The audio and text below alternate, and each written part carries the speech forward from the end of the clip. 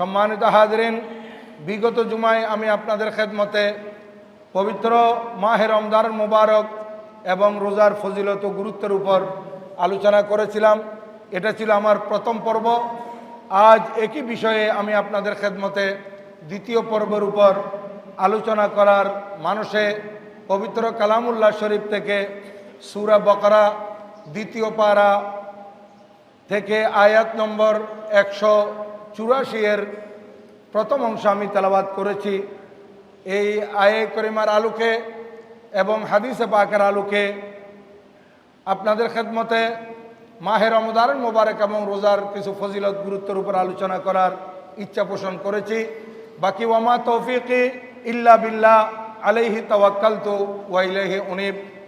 সম্মানিত হাজরিন, আমি যে আয়াত তেলাওয়াত করেছি এই আয়ে করিমার মধ্যে মহান রব্বুল আলামিন ইরশাদ করেন আইয়ামাম মাদুদাত, নির্দিষ্ট কিছু দিন, অর্থাৎ মাহে রমজান মোবারকের আলোচনা করতে গিয়ে আল্লাহু জাল্লা মজদু ইরশাদ করেন রোজা তোমাদের উপর যে ফরজ করা হয়েছে এটা পুরো বছর নয়, নির্দিষ্ট কিছু দিন অর্থাৎ 30 দিন, এক মাস রোজা তোমাদের উপর ফরজ করা হয়েছে।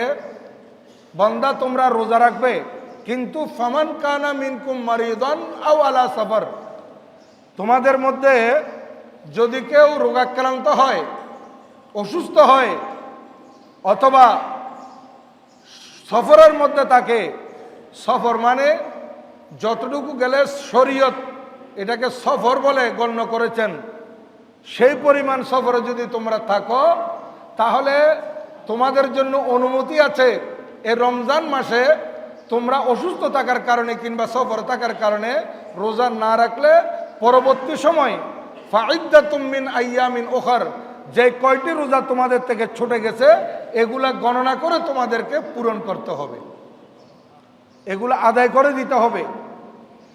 তাহলে এই মাহে রমজানের মোবারক আল্লাহ পাক যে আমাদেরকে দান করেছেন, রোজা বিগত আম্বিয়ে কেরামের আমাদের পূর্ববর্তী নবীগণের উম্মতদের উপরও ফরজ ছিল, কিন্তু এক মাস রোজা ফরজ ছিল না। কোন নবীর উম্মতের উপর আশুরার রোজা ফরজ ছিল, কোন নবীর উম্মতের উপর ইয়মান বাদা ইয়মিন, একদিন পর একদিন রোজা ফরজ ছিল, কোন নবীর উম্মতের উপর ইয়মান বাদা ইয়মাইন, 2 দিন পর একদিন রোজা, 2 দিন পর একদিন রোজা, এরকম ফরজ ছিল। কোন কোন নবীজির উম্মতের উপর আইয়ামে বীজের রোজা, প্রতি চন্দ্র মাসের 13, 14, 15 তারিখ এইভাবে রোজা ফরজ ছিল। তা আমাদের এখানেও প্রথমে আশুরা রোজা ফরজ ছিল, যে পরবর্তীতে আল্লাহ জাল্লা শানহু দয়া করে আমাদের জন্য এই মাহে রমজানের মোবারক একটি মাস, এটা রোজার মাস ঘোষণা করে দিয়েছেন। এই রোজার মাস ঘোষণা করেছেন এবং সাথে সাথে এই মাসে কোরআনুল করিম অবতীর্ণ করেছেন এবং আসমানি আগের কিতাবগুলোও মাহে রমজানের মোবারক অবতীর্ণ হয়েছে। বিশেষ করে কোরআনুল করিম রমজান শরীফ অবতীর্ণ হওয়ার কারণে আমার আল্লাহ সুবহানাহু তাআলা 12টি মাসের কথা একসাথে আলোচনা করেছেন। ইসনা আশারা শাহর, 12টি মাস, কিন্তু 12টি মাসের মধ্যে কোনো মাসের নাম কোরআন শরীফ উল্লেখ করেন নাই। একটি মাত্র চন্দ্র মাসের নাম কোরআনুল করিম উল্লেখ করেছেন, সেটা হচ্ছে রমাদান। শাহরু রমাদান আল্লাযী উনজিলা ফীহিল কোরআন। দেখেন, এই রমজান মাসের নাম আল্লাহ সুবহানাহু তাআলা কোরআনুল করিমে উল্লেখ করে দিয়েছেন। কত বড় ফজিলতপূর্ণ মাস!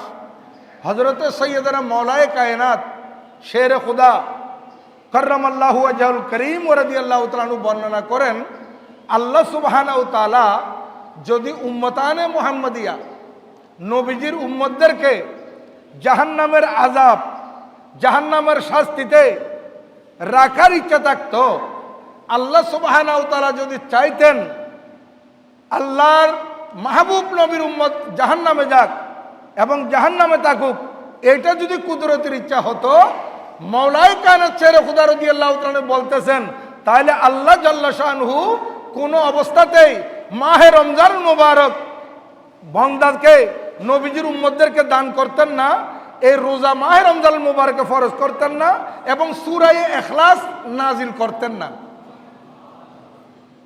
আশা করি বুঝতে পেরেছেন। অর্থাৎ সূরা ইখলাস কোরআন শরীফে যে কুল হুয়াল্লাহ সূরা এটা নাজিল করেছেন এবং মাহে রমজান মুবারক আমাদেরকে দান করেছেন, এটা আল্লাহর কুদরতের ইচ্ছা যে উম্মতানে মুহাম্মদী জাহান্নামে না থাকুক, এরা সবাই জান্নাতে হয়ে যাক। এই ইয়া রাসূলুল্লাহ সাল্লাল্লাহু আলাইহি ওয়াসাল্লাম, ইয়া রাসূলুল্লাহ জিন্দাবাদ জিন্দাবাদ। এরপরও কত বড় বদনসিব ওই সকল মানুষ যারা মাহে রমজানুল মুবারক পাওয়ার পরও মাহে রমজানুল মুবারকের কদর করতেছে না, ইজ্জত করতেছে না, মাহে রমজানুল মুবারককে মূল্যায়ন করতেছে না। হযরতে আল্লামা আব্দুর রহমান ইবনুল জৌজি আলাইহি রাহমা কত বড় মুহাদ্দিস, নাকাত মুহাদ্দিস, আজ থেকে 900 বছর আগের হযরত আব্দুর রহমান ইবনুল জৌজি রাদিয়াল্লাহু তাআলা আনহু, যিনি আমার বরপিসা হুজুর কিবলার মজলিসে হাজির হয়েছিলেন। বড় বড় মুহাদ্দিস, সিনিয়র মুহাদ্দিস, ওনার নাম শুনলে চমকে ওঠে, এত বড় মুহাদ্দিস। উনি বুস্তানুল ওয়াইজিন কিতাবের মধ্যে লিখতেছেন যে এই মাহে রমজানুল মুবারক, এটা হচ্ছে এই মাহে রমজানুল মুবারক, এই রমজানুল মুবারক এটা হচ্ছে হযরতে সৈয়দনা ইয়াকুব আলাইহিস ইসলামের মতো। অর্থাৎ হযরতে সৈয়দনা ইয়াকুব আলাইহিস সালাতু ওয়াস সালাম, ওনাকে আল্লাহ সুবহানাহু ওয়া তাআলা সন্তান দিয়েছিলেন 12 জন। এই 12 জন সন্তানের মধ্যে হযরতে সৈয়দনা ইয়াকুব আলাইহিস ইসলামের কাছে 12 জন সন্তানই প্রিয় ছিলেন, কিন্তু স্পেশাল ছিলেন হযরতে সৈয়দনা ইউসুফ আলাইহিস ইসলাম। ইউসুফ আলাইহিস ইসলামকে উনি অধিক ভালোবাসতেন, যার কারণে বাকি ভাইয়েরা ষড়যন্ত্র করে ওনাকে নিয়ে গিয়ে বাঘে খেয়ে ফেলেছে বলে কূপের মধ্যে নিক্ষেপ করেছিলেন। দেখেন হযরতে আল্লামা আব্দুর রহমান ইবনুল জৌজি জগৎ বিখ্যাত মুহাদ্দিস, উনি বলতেছেন রমজানুল মুবারক মাসের উদাহরণ হযরত ইয়াকুব আলাইহিস ইসলামের মতো। ওনাকে যেমন আল্লাহ সুবহানাহু ওয়া তাআলা 12টি সন্তান দান করেছেন, এই 12 সন্তানের মধ্যে ইয়াকুব আলাইহিস ইসলামের কাছে হযরত ইউসুফ আলাইহিস ইসলাম অধিক প্রিয় ছিল। অনুরূপভাবে আল্লাহ সুবহানাহু ওয়া তাআলা আমাদেরকে 12টি মাস দিয়েছেন, এই 12টি মাস আল্লাহর কাছে প্রিয়, কিন্তু রমজানুল মুবারক সবচেয়ে বেশি প্রিয়। মাহে রমজান আল্লাহ সুবহানাহু ওয়া তাআলার কাছে অধিক প্রিয়। এবং তিনি আরো লিখতেছেন কিতাবের মধ্যে যে হযরতে সৈয়দনা ইয়াকুব আলাইহিস ইসলামের এক সন্তান হযরত ইউসুফ আলাইহিস ইসলাম, ওনার ফরিয়াদের কারণে, ওনার দোয়ার কারণে বাকি 11 জনের উপরে আল্লাহ জাল্লা শানু ক্ষমা করে দিয়েছিলেন। ইউসুফ আলাইহিস ইসলামের দোয়ার কারণে বাকি 11 জন এরা মাপ পেয়ে গেছে। অনুরূপভাবে এই মাহে রমজানুল মুবারককে যারা সাচ্চা দিলে গ্রহণ করে নিবে, এই রমজানুল মুবারক আসছে, আমি আর পাপে লিপ্ত হব না। 11 মাস আমি অন্যায় করেছি, কি করেছি আমি জানি, কিন্তু আল্লাহর কাছে তওবা করতেছি, ভবিষ্যতে আর গুনার দিকে পা বাড়াবো না।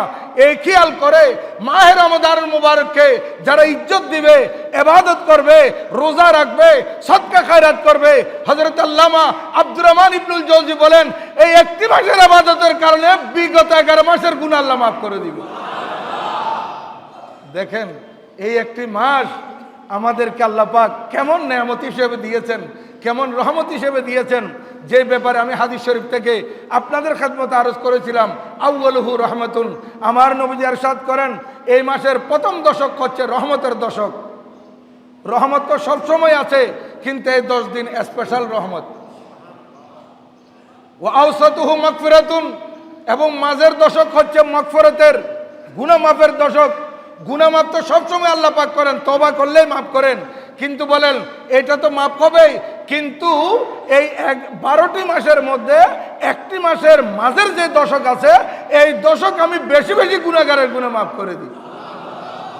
ও আওসাতুহু ইতকুম মিনান নার, এবং শেষের দশক আল্লাহ পাক তো বান্দাকে জাহান্নাম থেকে মুক্ত করতে থাকেন, জাহান্নাম থেকে মুক্ত করতে থাকেন। কিন্তু আমার আল্লাহ এই মাহে রমজানুল মুবারকের শেষ দশকের মধ্যে নবীজি ইরশাদ করতেছেন, বেশি বেশি মানুষকে আল্লাহ পাক জাহান্নাম থেকে মুক্ত করে দিবেন।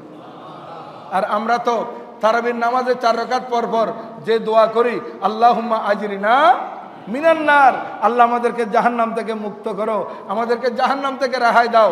আমার নবীজি ইরশাদ করেন, উম্মত তোমরা বড় ভাগ্যবান, মাহে রমজানুল মুবারকের শেষ দশকে আল্লাহ পাক সুবহানাহু ওয়া তাআলা গণহারে বান্দাদেরকে একেবারে জাহান্নাম থেকে মুক্ত করে দেয়। দেখেন এই একটি মাস যে আমরা পেয়েছি, কত বড় ফজিলত এই মাসের, কত বড় ফজিলতপূর্ণ এই মাস। এই মাস রমজান মাস আল্লাহ তাআলার কাছে কিয়ামতের দিন উপস্থিত হবে। খুব খেয়াল করবেন, এই ঘটনা লিখতেছেন নজহাতুল মাজালিসের মধ্যে হযরতে সৈয়দনা আব্দুর রহমান বিন আব্দুস সালাম সফুরি শাফি রহমতুল্লাহ আলাইহি, উনি বলতেছেন আল্লাহর নবী ইরশাদ করেন যে কিয়ামতের ময়দানে মাহে রমজানুল মুবারক বড় সুন্দর সূরত নিয়ে আল্লাহর কাছে উপস্থাপিত হবে। নামাজের একটা সূরত হবে কিয়ামতের দিন, কোরআন তেলাওয়াতের একটা সূরত হবে। আমরা তো এখানে দেখতেছি না, কিন্তু কিয়ামতের ময়দানে দেখবেন এই সূরতগুলো এক এক আকৃতিতে আসবে, খুব বেশি বেশি সুন্দর আকৃতিতে মাহে রমজানুল মুবারক আল্লাহ তাআলার দরবারে উপস্থিত হবে। এই মাহে রমজানুল মুবারক সূরত নিয়ে, আকৃতি নিয়ে আল্লাহ তাআলার দরবারে উপস্থিত হবে এবং আল্লাহ তাআলার কুদরতের আরশের সামনে সিজদায় পড়ে যাবে। কারণ আল্লাহ সুবহানাহু ওয়া তাআলার দরবারে সিজদায় মাথা অবনত করা, এটা আমার আল্লাহর কাছে অধিক প্রিয়। আমরা যে নামাজ পড়ি, নামাজের মধ্যে এই যে ফরজ, ভিতরে যে 7টি বা 6টি ফরজ আছে, তোর মধ্যে উত্তম একটি ফরজ হচ্ছে সিজদা। সিজদা আল্লাহর কাছে এত বেশি প্রিয়, মানুষ যখন আল্লাহর কাছে মাথা নত করে দেয়, সিজদা করে দেয়, আল্লাহ পাক বলেন, বান্দা তুমি তো সিজদা করতেছো টাইসের উপর, মোজাইকের উপর, পাথরের উপর, গাছের উপর, জানাজের উপর, তুমি মনে করতেছো কাপড়ের উপর তুমি সিজদা দিচ্ছ। আরে ন বান্দা, তুমি দেখতে পারতেছো না? তুমি যখন সিজদায় আমার সামনে মাথা নত করতে যাও, তখন আমি আল্লাহ সুবহানাহু ওয়া তাআলা তোমার কপালের সামনে আমার কুদরতের 2 কদম টেনে দিই। সিজদার মহত্ব কত বেশি দেখেন। এই জন্য কোন আশেক বলতেছেন, ভাই আপনি যে নামাজে দাঁড়িয়েছেন, মিলতা হে ক্যা নামাজ মে সজদে মে যাকে দেখলে, अरे मिलता है क्या नमाज में सजदे में जाके देख ले, होगा खुदा के सामने, होगा खुदा के सामने, सर को झुका के देख ले। बंदा তুমি কোথায়? তুমি মসজিদে সিজদা দিচ্ছ, তুমি আল্লাহ তাআলার সামনে, তুমি একটু মাথাটা আল্লাহর কুদরতের কদমে ঝুঁকাইয়া দেখো। এই রকম সিজদা আল্লাহর কাছে বেশি প্রিয়। মাহে রমজানুল মুবারক কিয়ামতের দিন আল্লাহর দরবারে সিজদায় মাথা নত করে দিবে, তখন আমার আল্লাহ খুশি হয়ে বলবেন, এই রমজান মাস তোমাকে তো আমার বান্দাদের কাছে পাঠিয়েছিলাম। বলবে, হ্যাঁ আল্লাহ আমি গিয়েছিলাম, তো আমার বান্দারা তোমাকে কদর করেছিল, আমার বান্দারা তোমাকে ইজ্জত দিয়েছিল? বলো। ওই মাহে রমজানুল মুবারক কিয়ামতের ময়দানে আল্লাহর দরবারে বলবে, আল্লাহ তোমার বান্দারা আমাকে এই রমজানুল মুবারকের রোজা রাখার মাধ্যমে, নামাজ আদায় করার মাধ্যমে, তারাবির নামাজ আদায় করার মাধ্যমে, কুরআনুল কারীম তেলাওয়াত করার মাধ্যমে, সাদকা খয়রাত আদায় করার মাধ্যমে আমাকে খুব বেশি বেশি শান্তি দিয়েছিল। আল্লাহর বান্দারা যখন ইবাদত করে তখন শান্তি পায় মাহে রমজানুল মুবারক। রমজান মাস খুব বেশি শান্তি পায়, রাহাত পায়, আনন্দ পায়। আল্লাহ আমাকে খুব আনন্দ দিয়েছিল, আমাকে খুব ইজ্জত দিয়েছিল, আমাকে খুব তাজিম করেছিল তোমার বান্দারা। এই রমজান মাস পেয়ে আল্লাহ আমাকে পেয়ে তারা নামাজ পড়েছিল বেশি বেশি, তারা নফল নামাজ পড়েছিল আরো বেশি, তারাবির নামাজে দীর্ঘক্ষণ দাঁড়িয়েছিল, আল্লাহ কোরআন শরীফ বেশি বেশি তেলাওয়াত করেছিল, আল্লাহ সদকা খায়রাত করেছিল। আই আল্লাহ আমি বড় শান্তি পেয়েছি তাদের ইবাদতের কারণে। এবং আই আল্লাহ সারাটা দিন আমি রোজাকে, আমি রমজান মাসকে কেমনি ইজ্জত করবে এই জন্য তোমার বান্দা সচেষ্ট ছিল। দেখেন এই মাস গিয়ে কিয়ামতের ময়দানে আমাদের পক্ষে সাক্ষ্য দিবে। যদি আমরা ইজ্জত দিয়ে থাকি বলবে যে সারাটা দিন তোমার বান্দারা আমাকে খুশি করার জন্য সচেষ্ট ছিল, কোমর বেঁধে প্রস্তুত ছিল। এবং আমি রমজান মাসে তোমার বান্দা এই চক্ষু কেমন হেফাজত করেছিল, হারাম কোনো কিছুর দিকে তাকাইছিল না, হারাম কোনো কিছুর দিকে তাকাই নাই। এটা রমজান মাস, আমি অন্যায় কেমনে করব, আমি দেখে দেখে এই হারাম কাজ কেমনে করব, এই হারাম কাজের দিকে তোমার বান্দা চোখ তুলে তাকাই নাই। আই আল্লাহ আমি রমজান শরীফকে এমন ইজ্জত দিয়েছিল এবং কোনো গান বাজনা শুনে নাই কান দিয়ে। কেন? আমি রমজান মাস তাদের কাছে গিয়েছি। দেখেন রমজান মাস কত সুন্দর করে আল্লাহর সামনে এক একটা কথা তুলে ধরবে। আই আল্লাহ আমি মাস যে তার কাছে গিয়েছিলাম, আমি রমজান মাসকে ইজ্জত দিতে গিয়ে সে কোনোদিন গান বাজনা পর্যন্ত শুনে নাই। তোমার বন্দারা এগুলো উপেক্ষা করে চলেছে আমাকে ইজ্জত দিতে গিয়ে। আই আল্লাহ আমি তাদের উপর খুব বেশি খুশি, আল্লাহ আমাকে বেশি বেশি ইজ্জত দিয়েছে। তখন আমার আল্লাহ বলবেন তুমি তাদেরকে চিনো? রমজান মাস বলবে আল্লাহ আমি তাদেরকে চিনি। বলে তাদেরকে তুমি ধরে ধরে আমার কাছে নিয়ে আসো। তখন মাহে রমজানের মুবারক আল্লাহর বান্দারা যারা রমজান মাসকে ইজ্জত দিয়েছিল, আজকে যারা আপনারা রমজান মাসে রোজা রাখতেছেন, তারাবি পড়তেছেন, অনেক বৃদ্ধ অনেক বয়োজ্যেষ্ঠ মানুষ আমি দেখতেছি কষ্ট হচ্ছে, তারপরেও তারাবির নামাজে দাঁড়িয়ে আছে। আমার কষ্ট হচ্ছে যে ওনার কেমন হচ্ছে যে ওনারা দাঁড়িয়ে আছেন তারাবির নামাজে দীর্ঘক্ষণ কোরআন তেলাওয়াত শুনতেছেন। আজকে এই রমজান মাস বলবে আল্লাহ চিনি, তখন রমজান মাস এই কিয়ামতের ময়দানে ঘুরে ঘুরে ঘুরে ঘুরে ঘুরে ঘুরে বন্দাদেরকে ধরে ধরে ধরে ধরে আল্লাহর দরবার পেশ করবে। কিয়ামতের ময়দান একদিন হবে 50,000 বছরের একদিন।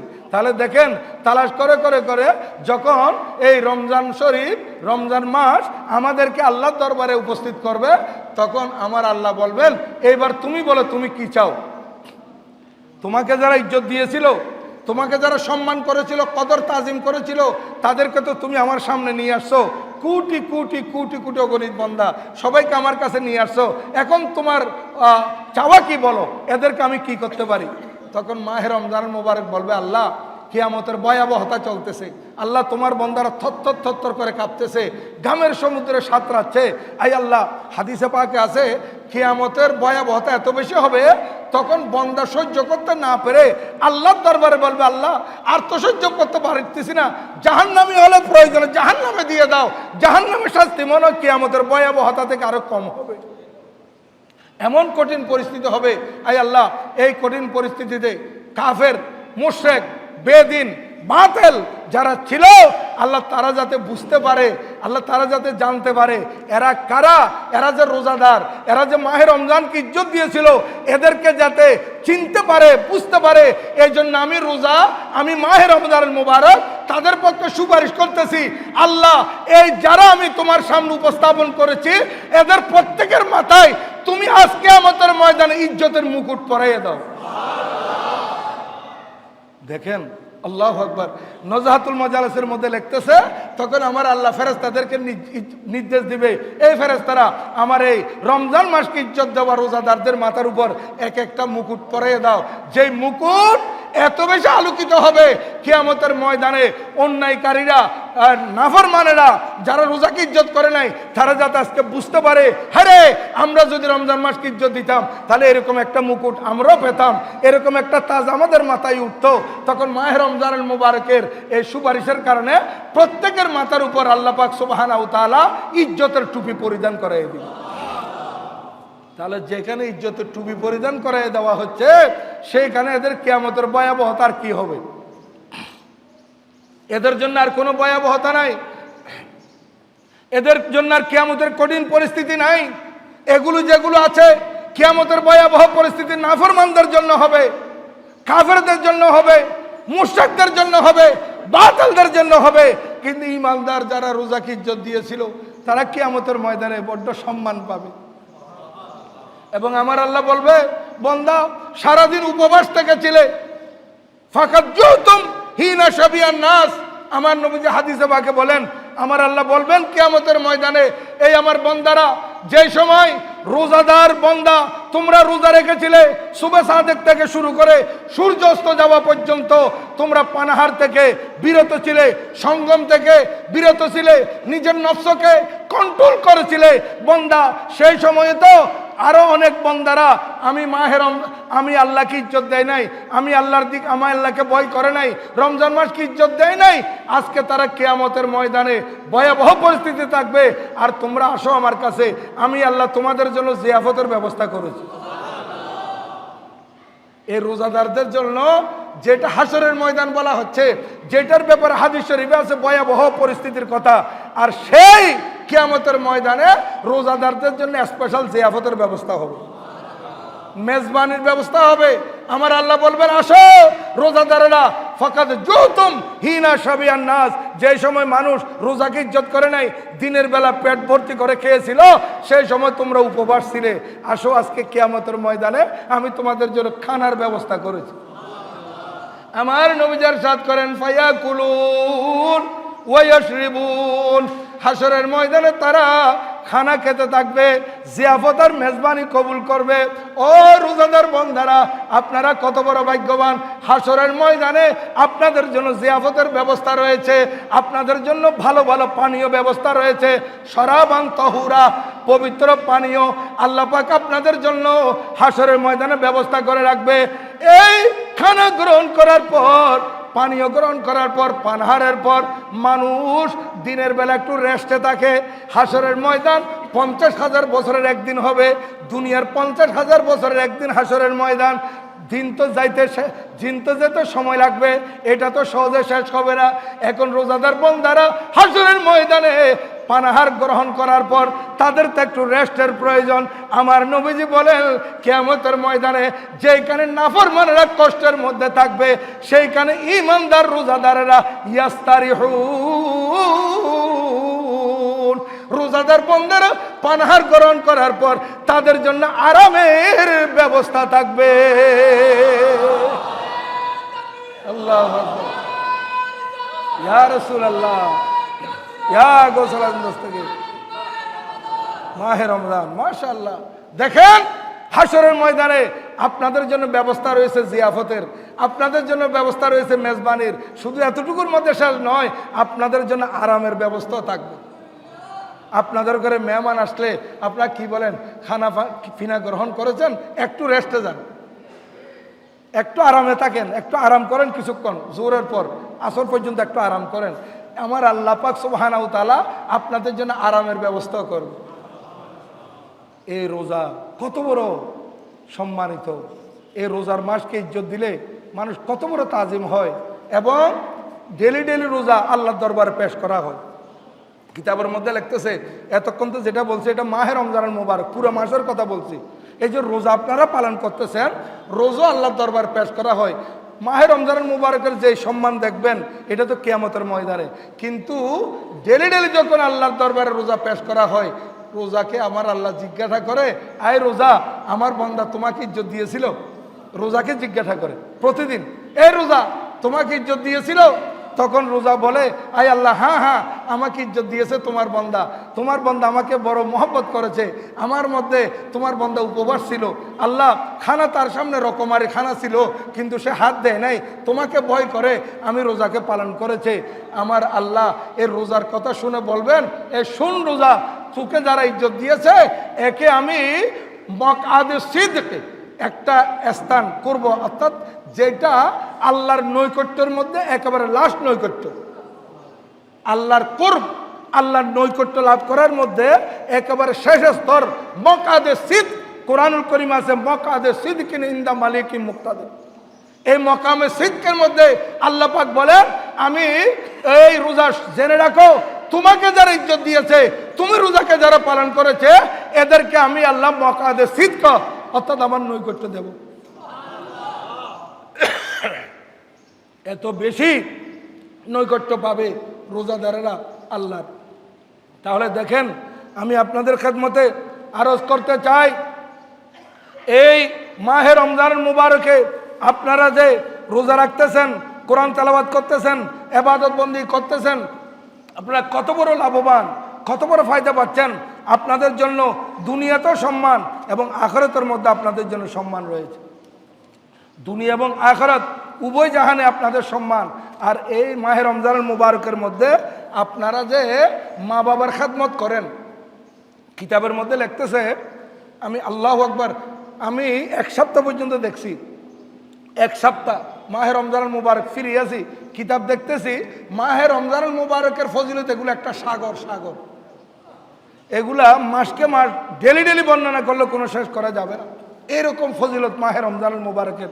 বলতেছে, ভাগ ভাগ করে বলা হয়েছে যে কোনো বান্দা যারা মা বাবার ইজ্জত করে, মা বাবাকে সম্মান করে, মা বাবার প্রতি সদাচরণ করে, মা বাবার খেদমত করে, এরা তো 12টি মাস করে যাচ্ছে, কিন্তু মাহে রমজানুল মুবারকে যদি এই খেয়াল করে এটা রোজার মাস, আমি আমার মা বাবাকে স্পেশাল কেয়ার নেব, আলীদের ইজ্জত দেব, আমার মা বাবাকে আমি আলীদের সম্মান করব, এই কথা বলে যারা মা বাবাকে ইজ্জত দিবে, মা বাবাকে সম্মান করবে, মা বাবাকে মহব্বত করবে, মাহে রমজানুল মুবারকের এই মাসে মা বাবার প্রতি খেদমত করার কারণে আল্লাহ পাক সুবহানাহু ওয়া তাআলা ওই বান্দার প্রতি স্পেশাল কুদরতের দৃষ্টি দান করে।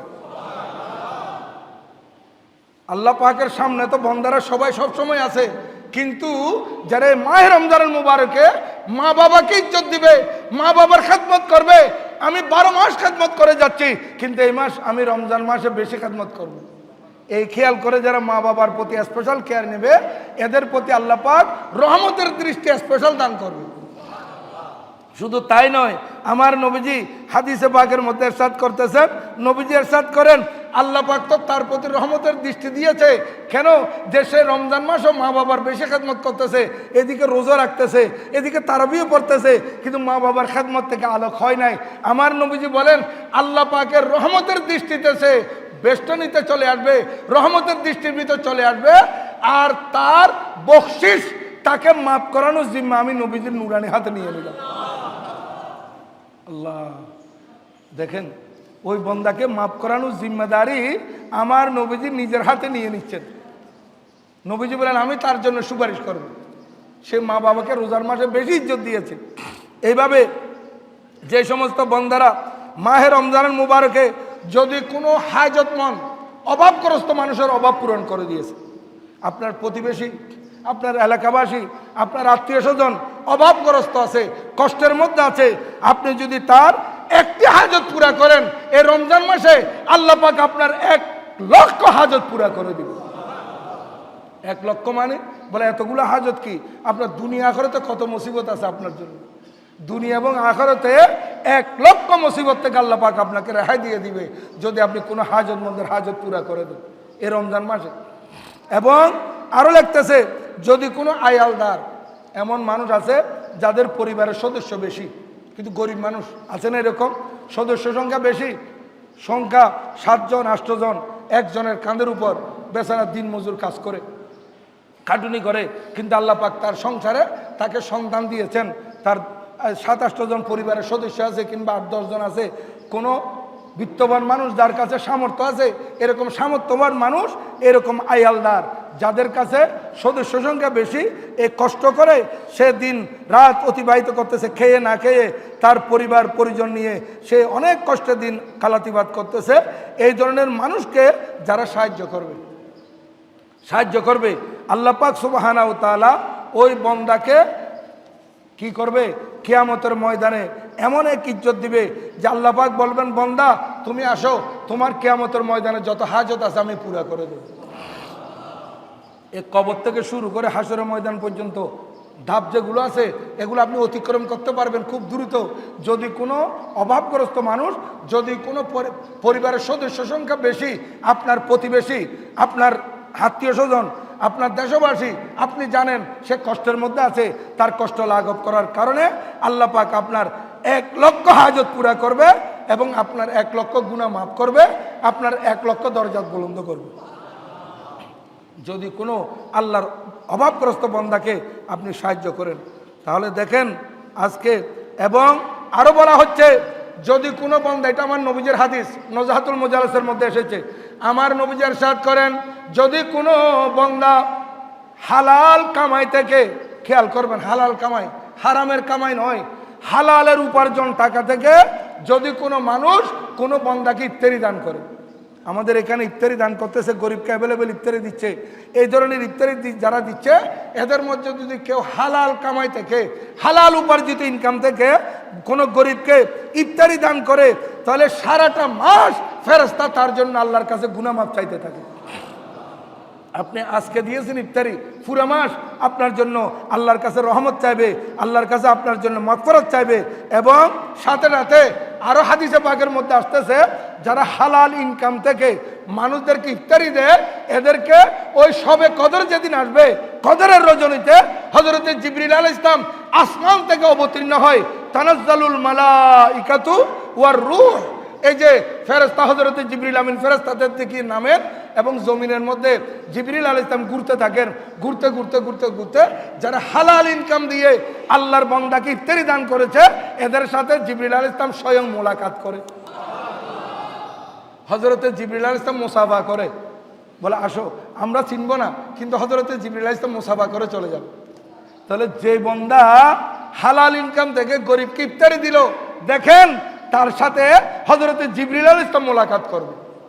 কত বড় দামি ওই বান্দা, দেখেন যারা হালাল উপার্জন করে। আল্লাহ পাক সুবহানাহু ওয়া তাআলা আমাদেরকে আমল করার তৌফিক দান করুন। সবাই বলুন আমিন। এখানে আরো অনেক রয়ে গেছে, তো ইনশাআল্লাহ বলবো আল্লাহ যদি হায়াতে বাঁচিয়ে রাখে আগামী জুমায় আপনাদের খেদমতে কিছু যাকাতের উপর আলোচনা হবে ইনশাআল্লাহ, যাকাতের মওজুর উপর। কারণ মাহে রমজানের মোবারকে মানুষ যাকাত বেশি দান করে, এই জন্য কিছু যাকাতের উপর আলোচনা করার প্রয়োজন রয়েছে, সেই দিকে আলোচনা করব। এবং মাহে রমজানের মোবারককে একটু ইজ্জত দেন, মাহে রমজানের মোবারকের মধ্যে বেশি বেশি ইবাদত করেন। এই মাস আমরা পেয়েছি, হয়তো আগামী বছর যে পাবো এটার কোনো বিশ্বাস নেই, এটার কোনো বিশ্বাস নেই। অনেকেই চলে গেছেন এই মাসের আগে আগে, আমাদের থেকে বিদায় নিয়েছেন, এই মাস ডুবতেই অনেকে চলে গেছেন, কিন্তু গত বছর আমাদের মাঝে পুরো মাস ছিলেন, হয়তো আমরাও চলে যেতে পারি, কার হায়াত কতদিন জানি না। কিন্তু আমি যে আপনাদের মধ্যে আরজ করেছিলাম হাদিসে পাকের আলোকে, এই রমজান মাস যদি একবার বেশি পাই তাহলে যারা আগে চলে গেছে তাদের এবং পরবর্তী এক মাস যারা রমজান মাস পেয়েছে তাদের মধ্যে দূরত্ব কতটুকু, বাইনা সামায়ে ওয়ালার 500 বছরের দূরত্বের মধ্যে চলে যায়।